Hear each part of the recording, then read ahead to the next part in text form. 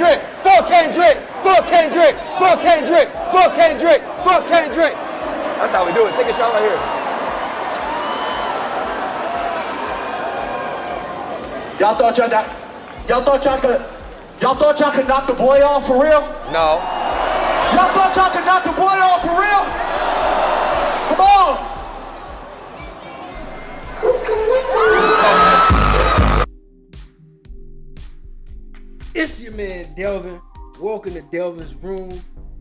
And tonight we gotta talk about this one, man. Your man Drizzy Drake had a very interesting weekend with his wireless festival in UK. I believe it was approximately in London, if I'm not mistaken, right? And a lot went down. I'm gonna run through it with y'all, right? So, as you can see, at one point in time, the crowd started chanting F Kendrick, you feel me? And yeah, your man Drake really appreciated that. Matter of fact, he really needed that. You feel me? He needed that. You feel me? He needed that for him to feel people still standing with him, right? And the one takeaway I will say about this is Drake fans aren't going nowhere. So that's why with me, I'm not taking any side. I believe Kendrick won the battle.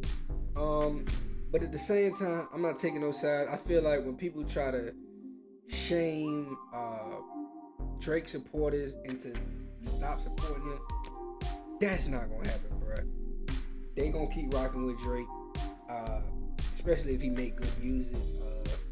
I don't think he's been making his best music as of late, but he's still making decent music, so his fans are not going nowhere. So trying to make Drake look unappealing to his fans, that's not gonna work. So I believe a lot of people should just let that shit go right there.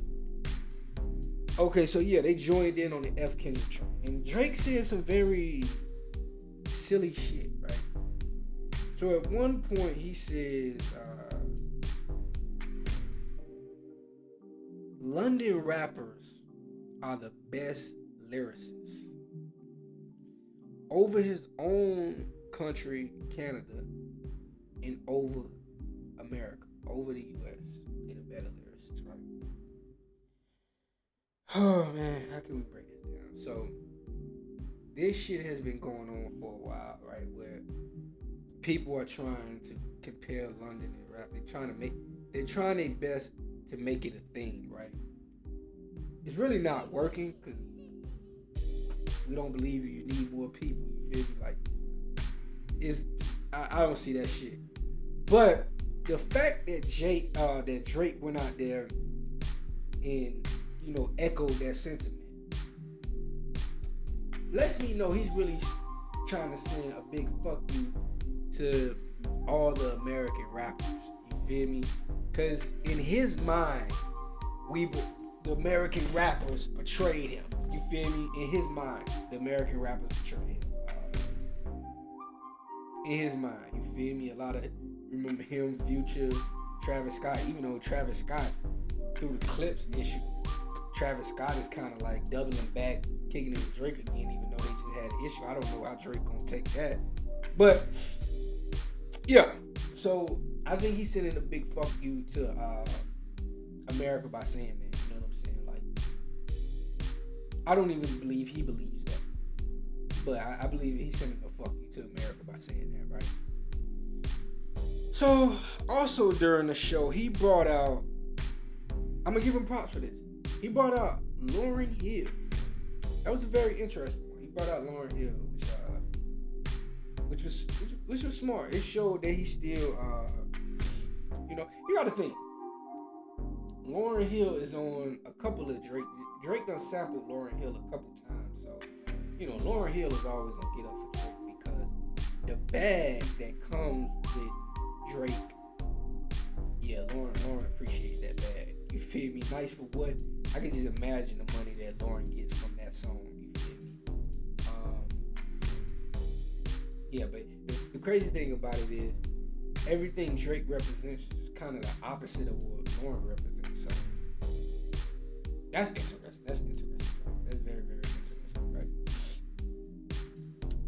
but on the flip side of that, he brings out Sexy Red. He went from like that.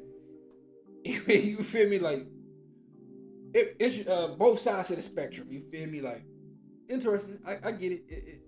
It played its part, right? Now,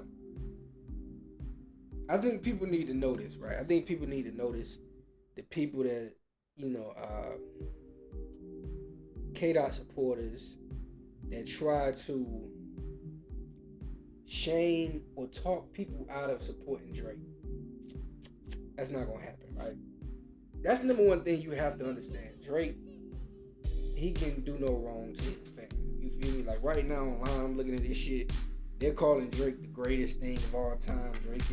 He's back. He's back better than ever. So to the K-Dot supporters, it doesn't make no sense to go through this war with the Drake fans. Is Drake back or not? This is the thing. Drake can always make a hit. That's his secret power. He always can make a hit. He can always get in his bag of hits, right? But will he ever be that critically acclaimed artist? Will he ever get the accolades? No. I think the thing that Kendrick took away from him in that battle was his cultural reverence.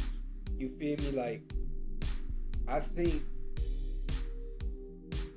to anybody with any type of intellect, anybody that's educated on music and educated on culture, you can see where Kendrick exposed him as somewhat of a colonizer. You feel me? Like, Kendrick exposed that. That's the number one thing I take away. He exposed who Drake is. He exposed that a lot of things Drake do isn't for the betterment of the culture, isn't for the betterment of hip hop. It isn't. A lot of times it's actually worse for hip hop, like suing over a battle. It's not hip hop. You know what I'm saying? It really exposed him in a lot of ways. The way Drake moving now, Drake moving different. You feel me? Now his fans don't see that, so that's why I say you shouldn't go back and forth with his fans. Now the last thing I want to get into. No, one more thing before I get into the last thing. I will give him this. He still has some of his celebrity friends. His Devin Booker was out there. KD was out there. Like I said, he had Sexy Red performing. He had a good amount of people that was with big names and still came out and supported him, right?